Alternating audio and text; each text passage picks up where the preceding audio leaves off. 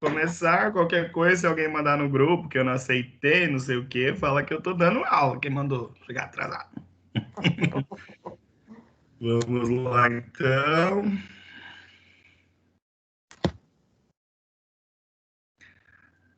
Quando aparecer, vocês falem para mim. Tá beleza aqui. Beleza. Tranquilo. Daí qualquer coisa, se por acaso a internet cair, né, como sempre, aí vocês mandam uma mensagem, dá uma ligada para mim, que daí eu não vou conseguir ver se eu cair, entendeu? Naquele esquema, vocês podem fazer perguntas, enfim, né? Tentem não dormir. Não dormir. Beleza, galera. Então, na última aula, a gente deu início, né, à parasitologia. E eu comecei a falar de alguns vermes, né? Eu falei de algumas situações, da questão de hospedeiros, né? Hospedeiros intermediários. Eu falei aquela situação que alguns parasitas precisam de vários hospedeiros. Aí eu citei até um exemplo, né? Que é qual que eu falei? Aquele exemplo que precisa de vários hospedeiros.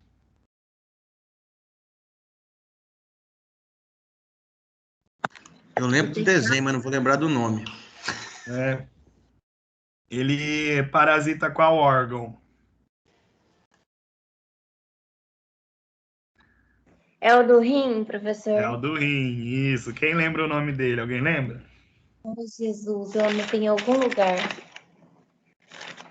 É o Dioctofima, né? O Dioctofime renale. Beleza.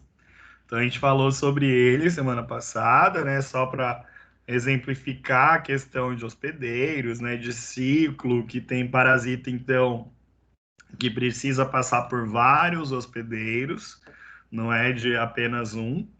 A gente falou também a questão da parasitemia, né? Que na verdade a relação parasita-hospedeiro ela é benéfica, ela existe, na verdade, assim, é benéfica para um dos lados, né? Então, para o parasita está sendo benéfica.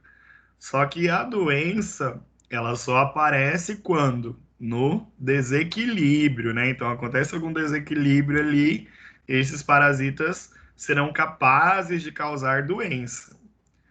Mandei alguns vídeos elucidativos para vocês sobre o controle, né? Que alguns parasitas até transformam o metabolismo dos hospedeiros para conseguir o que eles querem, né? Então, mandei uns videozinhos lá, só a cunho de curiosidades, mas é importante saber isso, então, né? Que é a nossa matéria, parasitologia, e saber que existem esses parasitas aí que são capazes, então, de até mudar o comportamento do seu hospedeiro.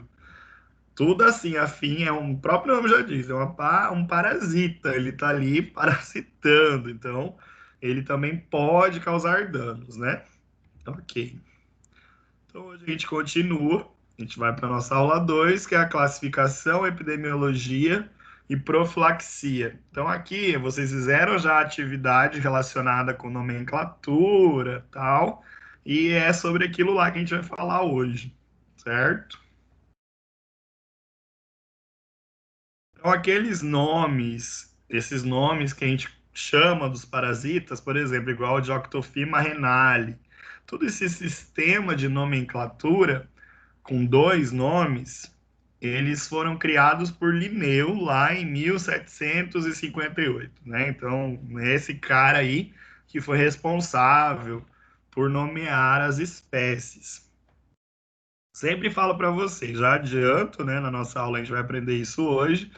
Vocês já viram na biologia, estão revendo aqui, mas o nome, galera, o primeiro nome, por exemplo, Dioctofima, ele corresponde ao quê? Família, classe, o que que é? Lembram dessa parte da biologia? Filo, classe, tananã. O que que vocês acham que essa palavra É o gênero. representa? Oi? É o gênero? Isso, ótimo. Então, sempre o primeiro nome vai ser o gênero e ele é em maiúsculo, certo? Então, ele sempre tem que ser escrito dessa maneira. Então, por exemplo, Dioctofima. Então vai ser o D maiúsculo e escreve a palavra. Gênero. Depois, o Renale significa o quê?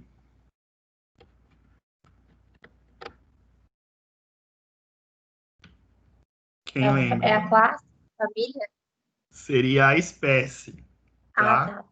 Então, sempre o segundo nome daí é a espécie. Então, Renale. Essa Renale é a espécie daquele Dioctofima. Então, podem existir outros Dioctofimas, certo? Só que o Renale é aquela espécie. Então, aquele tipo de espécie é o Renale. Beleza? Então, Dioctofima Renale. Certo? Então, gênero e espécie. E a espécie? A espécie ela é obrigatoriamente escrita em minúsculo. Então, primeiro, Dioctofima maiúsculo, Renale minúsculo.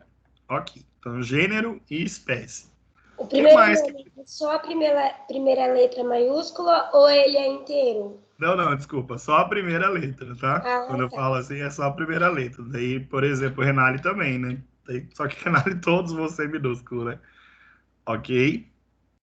Então, a primeira letra maiúscula, gênero, Dioctofima, por exemplo, e espécie Renale, minúsculo. O que mais que precisa na hora da escrita desse gênero e espécie?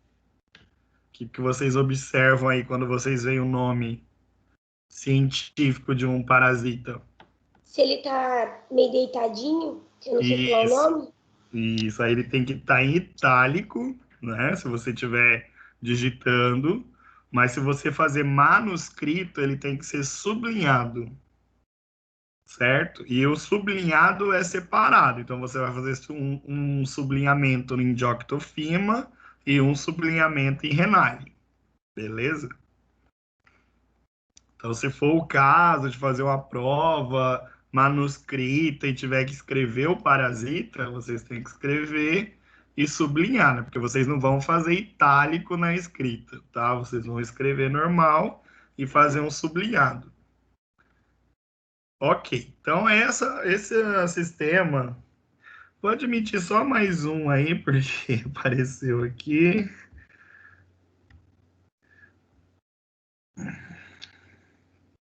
Agora eu não consigo mais admitir ninguém. Vamos lá. Então, esse sistema de escrita foi proposto por esse cara, por esse Linneu aí, em 1758. Só que naquela época eram só 3 reinos que existiam. Era o protista, o plante e o animal. Depois que teve uma nova divisão, aí acrescentando outros reinos aqui, tá? Isso aqui vocês já viram na biologia, já viram em ciências moleculares, estão vendo de novo aqui agora, tá? Então tem o reino Monera, que é responsável pelas bactérias. Lembrando que bactéria pode ser considerada um parasita, né? Só que daí a gente não vai estudar bactéria porque vocês já